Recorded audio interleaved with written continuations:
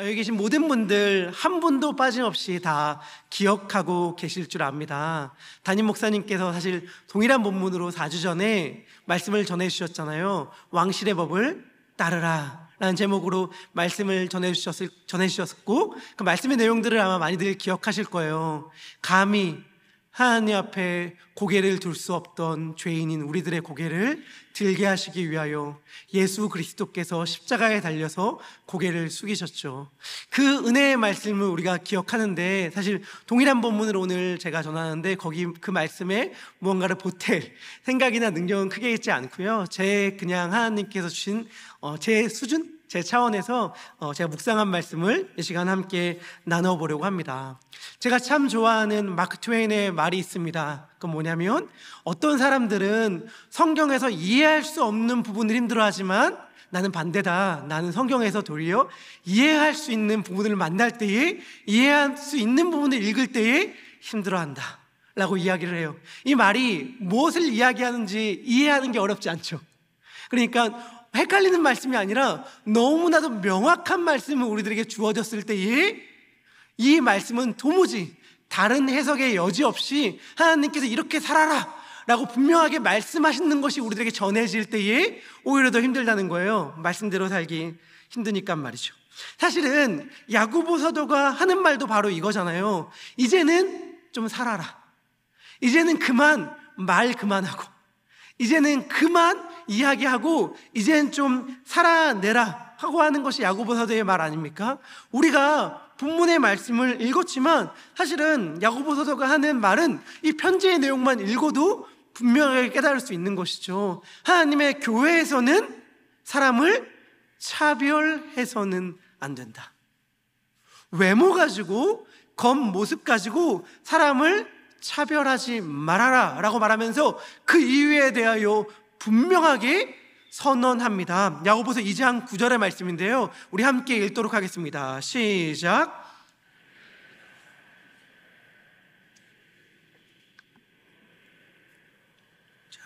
아멘. 야고보 사도는 뭐라고 이야기합니까? 차별하는 것은 곧 죄라고 말합니다. 그러니까 차별하지 말라고 이야기해요. 그러면서 하는 말은 뭐냐면, 차별하지 말고 사랑하라 라고 말합니다. 야고보서 2장 8절의 말씀인데 이 말씀도 같이 읽도록 하겠습니다. 시작. 성경에 기록된 대로 내 이웃 사랑하기를 내 몸과 같이 하라 하신 최고의 법을 지키면 잘하는 것이거니와. 아멘. 뭐라고 이야기하냐면, 이웃을 사랑하라 내 몸과 같이 라고 말하면서 이것이 최고의 법, 곧 왕실의 법이다 라고 이야기를 합니다. 여기서 야고보 사도가 인용하는 이야기를, 이 말씀을 우리 너무나도 잘 알고 있습니다. 레위기 19장 18절의 말씀인데요, 내 원수를 갚지 말며 동포를 사랑하지 말며 뭐라고요? 내 이웃 사랑하기를 내 자신과 같이 사랑하라 나는 여호와이니라 라고 말한 레위기 19장 18절의 말씀을 야고보 사도가 인용합니다. 저는 이 레위기 19장 18절의 말씀이 정말 의미가 있는 것 같아요. 성경을 읽으면 성경의 최초로 사랑, 히브리어로는 아합이라고 하는데, 이 사랑이란 단어가 언제 등장하는 줄 아세요?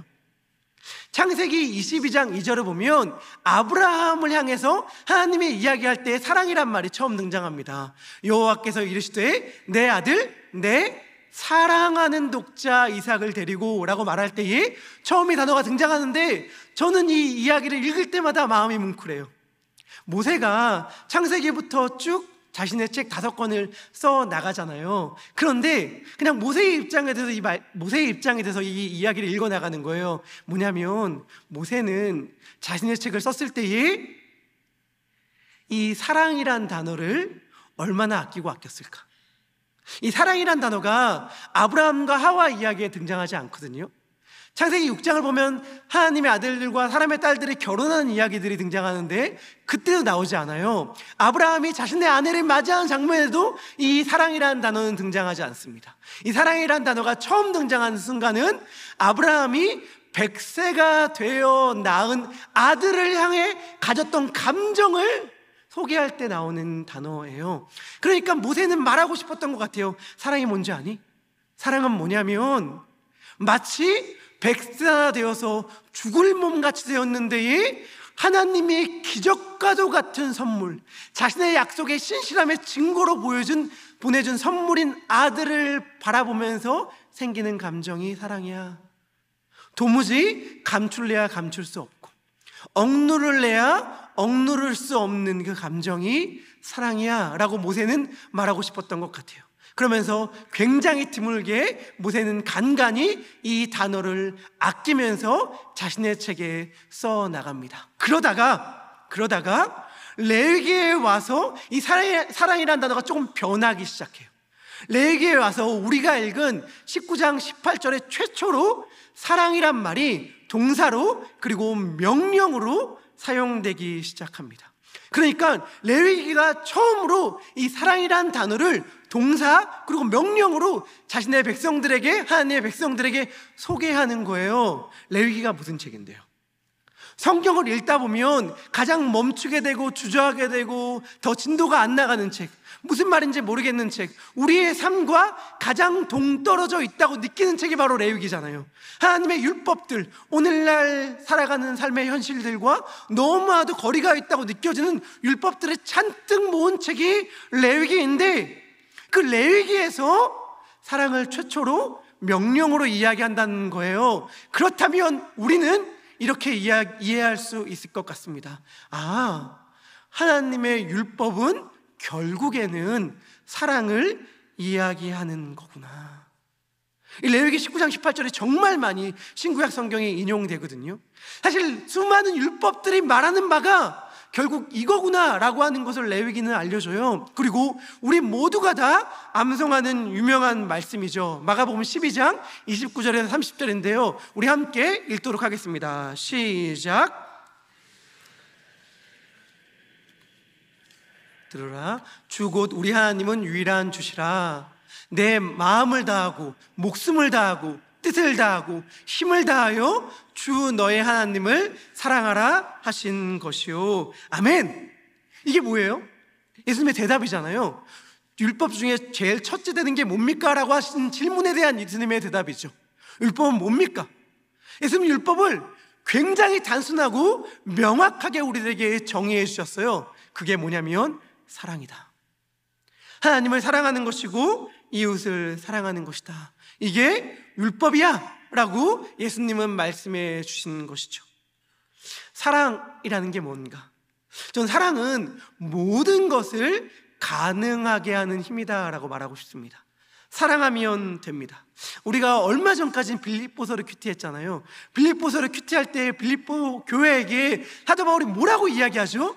내가 예수 그리스도의 심장으로 너희 무리를 얼마나 사랑하는지 사모하는지 하나님이 내 증인이시다라고 말하잖아요. 저는 빌립보서를 읽으면서 마치 사도 바울의 연애 편지를 읽는 것 같은 느낌을 받았어요. 빌립보 교회를 향한 사도 바울의 정말 찐 사랑. 너희가 내 기쁨이야. 너희가 내 면류관이야. 내가 얼마나 너희를 사랑하는 줄 아니? 라고 한 사도 바울의 마음을 너무 잘 느낄 수 있었어요. 사랑이 뭘까요? 사랑. 저는 빌립보서를 읽으면서 사랑이 뭔지를 깨달았습니다. 사랑은 뭐냐면 자기가 감옥 안에 있으면서도 감옥 밖에 있는 사람들을 걱정하는 게 사랑이에요. 마치 엄마가 자신은 몇 끼를 먹지 못해서 너무 배가 고픈데 자신의 주림배를 움켜쥐면서 자신의 자녀들을 향해서 많이 먹어 라고 말하면서 자식들의 먹는 모습만 봐도 행복한 그 마음, 그게 사랑이잖아요.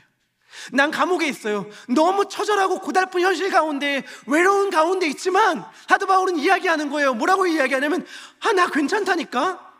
내게는 모든 것이 있고 또 풍부한지라. 나 모든 게 다 있어. 근데 너희들 나 그만 챙겨줘도 돼. 너 한 번도 아니고 두 번이나 나의 쓸 것을 채우고 나의 필요를 도와주려고 애썼는데 얼마나 고마운지. 그런데 괜찮아, 나 정말 괜찮거든 이라고 말하는 게 사랑이더라고요. 사랑. 이 사랑하면 되죠. 사랑하면 되죠.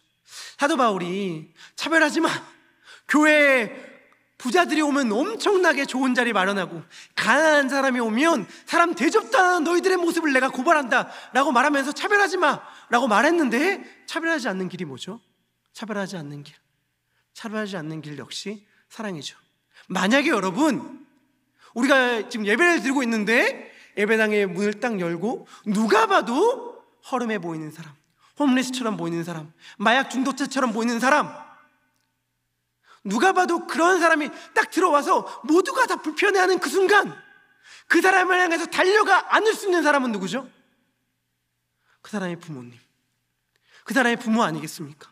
오래전에 우리의 집을 떠나 독립한 줄 알았던 내 딸이, 내 자식이 갑자기 예배당에 들어왔는데 너무 허름해 보여, 너무 허름한 옷차림이에요. 그래도 그 사람을 사랑하는 부모는 달려가서 그 아들을, 그 딸을 안을 수 있잖아요. 그러면서 엄청나게 잘 대해주지 않겠습니까? 일리 와, 얼마나 고생이 많았어, 얼마나 힘들었어 라고 말해줄 수 있는 자가 부모잖아요. 마치 몇 해 동안 떨어져 지냈던 동생 베냐민을 만났을 때에 베냐민을 너무 사랑하는 마음으로 그에게만 음식을 5배나 막 더 채워졌던 형 요셉의 마음처럼, 만약에 아무리 허름해 보인다 하더라도 여러분 모른 척 할 거예요? 오랫동안 여러분들 곁을 떠났던 자녀들이 예배당에 들어오고 집에 들어오는데 너무 허름하게 입었어. 그럼 여러분들 외면하고 모른 척 할 겁니까? 아니잖아요. 그러니까 사실은 이 모든 차별을 극복할 수 있는 힘은 사랑이죠. 사랑이죠. 근데 문제는 뭐예요? 문제는 그 사랑이 우리에게 없다는 것이죠. 문제는 우리가 그렇게 사랑할 수 있는 힘과 능력이 없다는 것입니다. 바울이 아니라 야고보는 온 율법을 다 지키다가 딱 하나만 어겨도 모든 율법을 다 어긴 거다라고 이야기를 합니다. 저는 야고보가 율법을 이렇게 바라보고 있구나라는 걸 알게 되었어요. 무슨 말이냐면 율법이 1부터 100까지 있어요. 그런데 제가 1부터 98, 아니 99개를 지켰는데 하나를 어겼어요. 그러면 야고보가 1부터 98, 99개 지킨 거 다 취소, 다 땡이라고 말하고 있지만, 그 말의 의미는 뭐냐면 야고보는 1부터 율법을 100까지로 보고 있지 않구나, 1부터 100까지의 율법을 하나로 보고 있구나, 한 덩어리로 보고 있구나, 그게 사랑이구나. 그래서 그 한 덩어리 하나를 안 지켰기 때문에 모든 걸 다 안 지켰구나, 안 지켰다라고 말하는 거구나 라는 걸 깨닫게 되었습니다. 그게 사랑인데 우리에겐 그 사랑을 행할 능력이 없습니다. 우리에게 그 사랑을 행할 능력이 없어서 하나님이 이 인간이 되셔서 이 땅에 내려오셨습니다. 우리에게 그래서 예수님이 필요한 거예요. 그 사랑은 우리의 것이 아닙니다. 사랑은 여기 있으니 뭐예요? 우리가 하나님을 사랑한 것이 아니요, 하나님이 우리를 사랑하사 우리 죄를 속하기 위하여 화목 제물로 그 아들을 보내셨습니다. 사랑하는 자들아, 하나님이 이같이 우리를 사랑하셨은즉 우리도 서로 사랑하는 것이 마땅하도다. 아멘.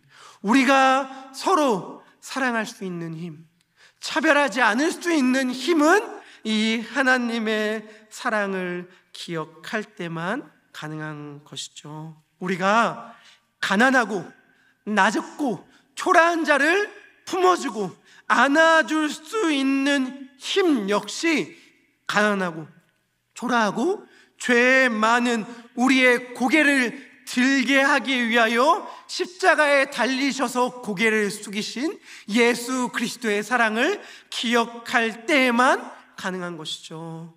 우리가 어떤 사랑을 받았는데요? 우리가 어떠한 사랑을 받았는데요? 마가복음 1장 11절을 보면 하나님께서 예수님을 보시며 기뻐하시면서 이렇게 말씀하십니다. 우리 함께 이 말씀 읽도록 하겠습니다. 시작.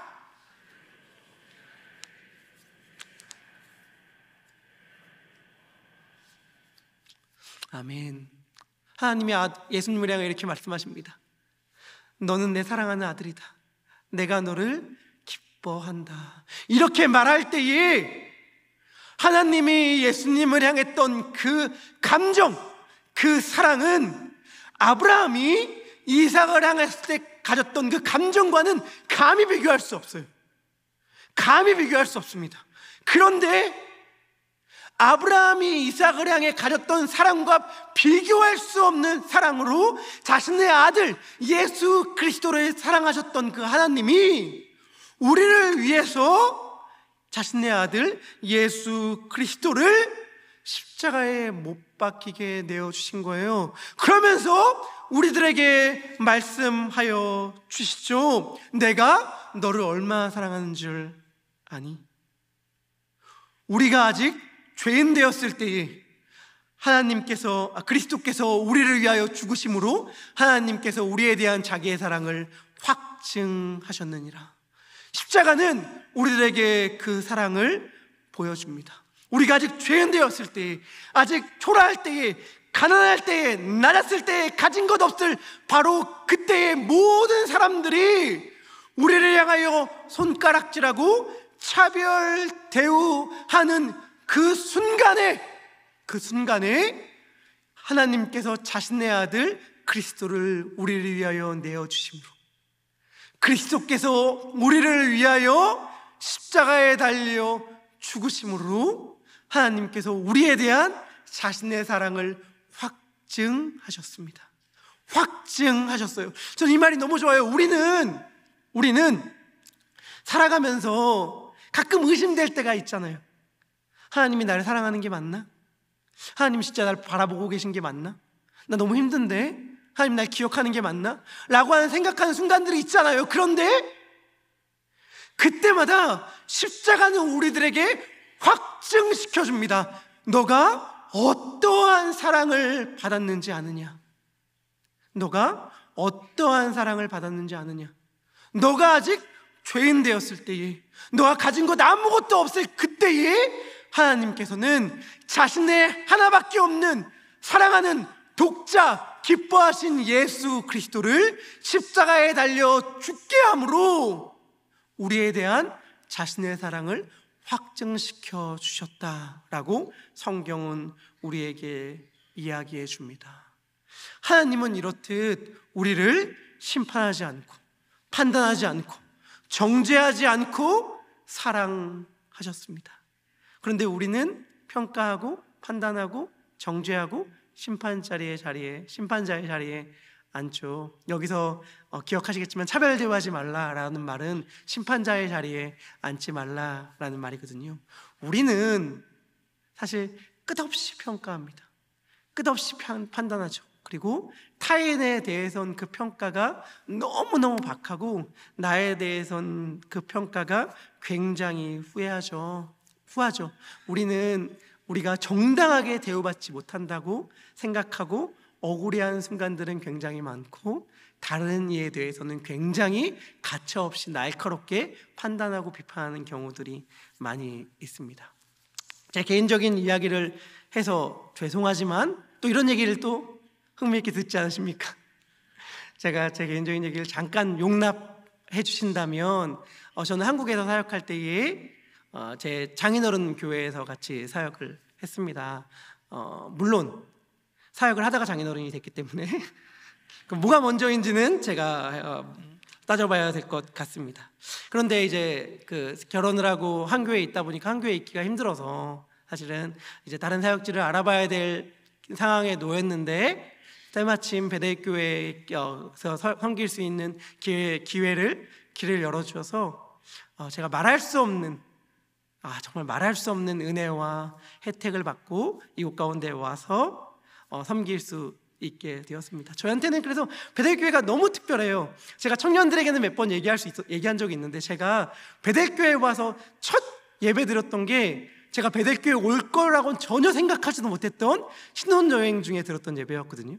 근데 제가 그때 신혼여행 예배 중에 담임 목사님이 위임식을 한 그 주일날 그냥 방문차 들린 이 교회에서 지금까지 사역하게 되리라고는 정말 기대하지도 생각하지도 않았는데, 하나님의 이끄심과 인도하심은 정말 신비하고 놀라운 것 같습니다. 여하튼간 제가 결혼을 해서 이제 교회를 떠날 상황 가운데에 놓이게 되었는데, 그때 제가 어떠한 소문, 어떠한 이야기를 듣게 되었냐면 이러한 이야기를 듣게 되었어요. 이제 담임 목사님의 사위가 되었으니 교회 지원을 받고 이제 미국으로 유학을 가서 공부를 할 거다. 그리고 공부를 마치면 다시 돌아와서 이제 교회를 이어받게 될 거다라고 하는 이야기를 듣게 되었습니다. 그 이야기를 들었을 때 저는 사실은 조금 웃었어요. 왜냐하면 완전히 이건 그러니까 이게 뭐 아니땡 굴뚝이 연기가 난 게 아니라 아니땡 굴뚝이 연기가 난 게 맞군요. 전혀 근거가 전혀 없는 이야기였기 때문에 그냥 뭐 어차피 아닌 이야기들이니까 큰 의미를 두지 말자라고 해서 크게 신경을 쓰지 않았어요. 물론 저는 아시겠지만 아시나요? 전 유학 당연히 안 했습니다. 저는 여기 와서 공부한 게 아니고 사역하러 왔고요. 사실은 뭐 교회라는 곳이 뭐 누가 물려주고 물려받고 이럴 수 있는 곳이 아니잖아요, 사실. 그러니까 말이 안 되는 이야기라고 생각했기 때문에 그냥 흘려 넘기고, 또 한편으로는 주님 이런 식의 이야기를 들었는데도 제 마음이 그렇게 요동치지 않고 그냥 감사하게 아무렇지도 않을 수 있다는 게 너무 좋습니다 라는 생각을 하면서 이렇게 좀 지내고 있는데, 그냥 시간이 조금씩 흘러가는데도 불구하고 오해가 거쳐질 생각을 하지 않고, 제가 굳이 변명이나 굳이 이렇게 변호를 하지 않으니 이게 맞다는 약간 기정사실화되는 듯한 느낌이 되어지니까 괜히 또 갑자기 감사한 마음은 사라지고 억울한 거예요. 그래서 기도하다가 갑자기 저도 모르게 주님을 향해서 이렇게 이야기 드렸습니다. 하나님, 억울합니다. 제가 뭐 교회에서 다른 분들보다 한 푼이라도 더 받은 게 있습니까? 물론 인정할 수밖에 없다는 사실이 압니다. 얼마나 많은 배려와 혜택, 유무형의 성도님들의 돌보심이 사실 저에게 더 많이 주어졌겠습니까? 그 은혜와 사랑을 제가 부인하지는 않겠지만 이건 사실 다 아니잖아요. 다 가짜잖아요 라고 하면서 억울하고 분해요 이렇게 기도를 드리는 적이 있습니다. 그런데 하나님이 갑자기 저에게 이렇게 말씀하시는 것 같은 거예요. 뭐라고 말씀하시냐면 이렇게 말씀하십니다. 문구야, 억울하냐? 네, 억울합니다. 분하냐? 분하지요. 분합니다. 하나님, 왜 이렇게 저는 이렇게 지금 상황 가운데 변명하지 않아서 이렇게 분하고 억울한 상황이 저에게 찾아오는 것입니까? 라고 하나님께 말씀을 드렸어요. 그러니까 하나님께서 저에게 이렇게 이야기를 해주셨습니다. 너가 분하고 억울하다면 내가 억울하지 않게 해줄게. 분하지 않게 해줄게. 내가 너의 실체를, 너의 본 모습을 완전히 투명하게 모든 사람들에게 다 알게 해줄게. 그래서 조금 더 억울하거나 분하지 않게 해줄게 라고 하나님께서 저에게 말씀하시는 순간, 그 음성의 제 안에서 끝나기도 전에 저는 정말 개인 기도하다가 갑자기 소리를 버럭 질렀어요. 하나님, 저 억울하겠습니다. 저 분하겠습니다. 이렇게 제가 소리를 질렀습니다. 그러면서 제가 깨닫게 된 것, 나는 하나님의 공명전대한 심판을 구해서는 안 되는 자구나. 하나님, 억울한 것 하나도 없게 해주세요. 분한 것 하나도 없게 해주세요. 공평하게만 저를 대해 주십시오라고 말할 수 없는 존재구나. 내가 하나님께 구할 수 있다면 그것은 딱 하나밖에 없구나. 그게 뭐예요? 긍휼.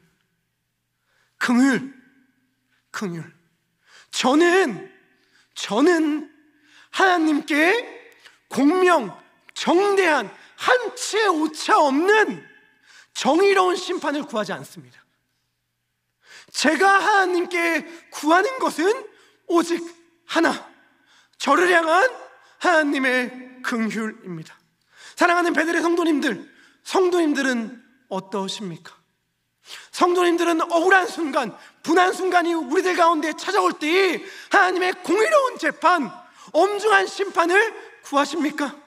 여러분들이 정말 하나님이 긍휼없는 심판을 우리에게 베푸노라 할 때에 그 심판을 견뎌낼 자신이 있으십니까? 우리를 살게 하는 것은 그 심판이 아니라 하나님의 긍휼입니다. 그런데 하나님 뭐라고 말씀해 주세요? 그 긍휼로 우리를 대해 주시겠대요. 그 긍휼로. 그래서 제가 이 말씀을 사랑하지 않을래야 사랑하지 않을 수가 없는 거예요. 이 말씀을 붙잡지 않을래야 붙잡지 않을 수가 없는 거예요. 긍휼은 심판을 이기고 자랑한다. 여러분, 긍휼은 심판을 이기고 자랑합니다. 어떻게 우리가 이 긍휼을 자랑하지 않을 수 있겠습니까? 어떻게 우리가 이 십자가를 자랑하지 않을 수 있겠습니까? 이 십자가의 은혜를 입었는데 어떻게 우리가 여전히 재판장의 자리에 올라 마치 엄중한 심판이 우리에게 임해도 전혀 상관없을 자처럼 다른 일을 판단하고 정죄하고 평가할 수 있겠습니까? 어떻게 그 하나님을 믿는다고, 그 예수 그리스도를 믿는다고 고백하는 하나님의 집 베델에서 다른 일을 차별하는 것이 가능할 수 있겠습니까? 여러분, 분하신가요? 억울하신가요? 혹은 나와 함께 하기엔 너무나도 먼, 가까이 하기 싫은 누군가를 경험하고 계신가요? 우리가 어떠한 사랑을 받았는지를 기억합시다. 그리고 그 사랑이 우리의 율법이 되게 합시다. 그 사랑이 우리를 유일하게 일컫는 힘이 되게 합시다. 보라, 아버지께서 어떠한 사랑을 우리에게 베푸사 하나님의 자녀라 일컬음을 받게 하셨는가? 우리가 그러하도다. 아멘. 우리는 이 사랑을 받은 자입니다. 이 사랑을 받은 자로 행동합시다. 예수님이, 하나님이 우리에게 아무것도 하지 않은 자처럼 살지 말고 이 사랑을 받은 자로 오늘 하루를 살아가는 모든 사랑하는 베델의 성도님들 되기를 주님의 이름으로 축복합니다. 우리 다 함께 그러한 마음을 가지고 이 찬양 고백하도록 하겠습니다. 아버지 사랑 내가 노래해. 이 찬양 고백할 때에 정말 그 사랑만이 우리 안에 흘러넘치고 그 사랑만이 우리 교회에 가득 흘러넘치고, 내가 다른 데서는 이러한 사랑을 받아본 적이 없는데 늘 어떤 공동체에만 가도 나는 말썽꾸러기 천덕꾸러기로 손가락질만 받았는데 베델교회 왔더니 다르더라. 베델교회 왔더니 나를 사랑으로 대해주더라. 근데 그 이유를 알고 보니 베델교회 성도님들은 그 십자가 때문에 나를 그렇게 대해주는 거더라 라고 하는 이야기를 듣는 그런 교회가 우리 베델교회요, 우리의 삶이 되기를 소망하며 우리 함께 찬양하겠습니다.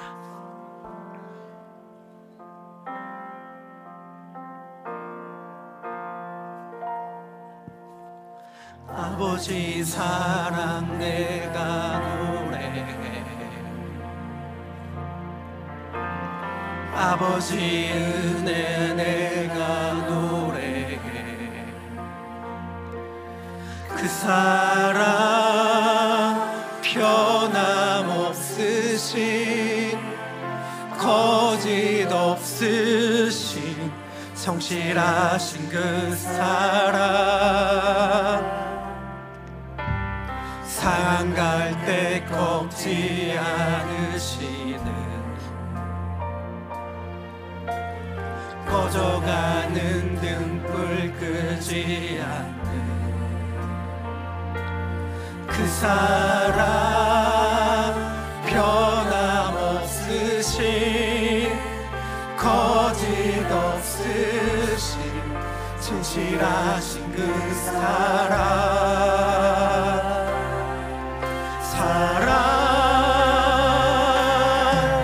그 사랑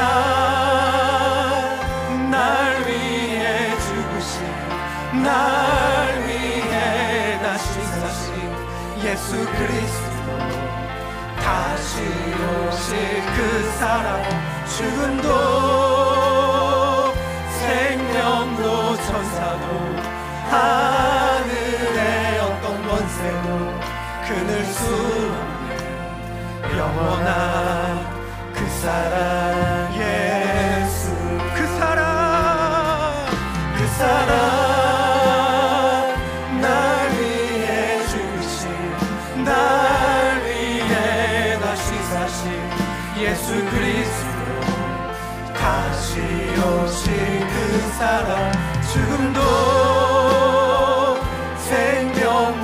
천사도 하늘의 어떤 권세도 끊을 수 없는 영원한 그 사랑의 하나님께서 세상을 이처럼 사랑하사 하나님께서 세상을 사랑하사 독생자를 주셨으니 믿는 자는 영생을 얻으리. 하나님께서 세상을 사랑하사 독생자를 주셨으니 믿는 자는 영생을 얻으리. 하나님께서 세상을 독생자를 주셨으니 믿는 자는 영생을 얻으리. 하나님께서 세상을 사랑하사 독생자를 주셨으니 믿는 자는 영생을 얻을 것입니다. 그 사랑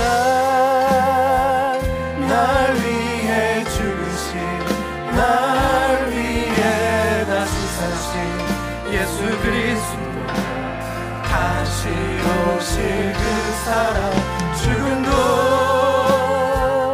생명도 천사도 하늘의 어떤 권세도 끊을 수 없는 영원한 그 사랑 예수. 아멘. 이 시간 우리 하나님의 긍휼을 구하면서 기도합시다. 여러분들 지금 여러분들 삶에 간절히 구하는 이것만 정말 이루어지면 좋겠다 라고 말하는 것 있죠. 누군가에겐 그것이 건강의 문제일 수 있습니다. 누군가는 그것이 자녀의 문제일 수 있고, 누군가는 것이 경제적인 문제, 신분의 문제, 관계의 문제일 수 있어요. 하지만 제가 단언컨대 그거 없어도 살아요. 그거 해결되지 않아도 살아요. 근데 하나님의 긍휼이 없으면 살 수가 없어요. 하나님의 긍휼이 없으면 살 수가 없어요. 우리 이 시간 그 하나님의 긍휼을 구합시다. 긍휼은 심판을 이기고 자랑합니다. 긍휼은 심판을 이기고 자랑합니다. 우리가 붙잡아야 할 것은 억울한 일 없게 해주세요, 분하지 않게 해주세요, 이 문제 해결해 주세요가 아니라 제게 긍휼을, 그 사랑을 주세요입니다. 이 시간 간절히 하나님의 은혜를 사모하면서 그 긍휼만 있으면 살겠사오니 이 시간 우리의 삶 가운데에 하나님의 은혜, 하나님의 긍휼을 부어주시옵소서. 간절히 주의 이름 한번 부르짖고 기도하도록 하겠습니다. 기도합니다. 주여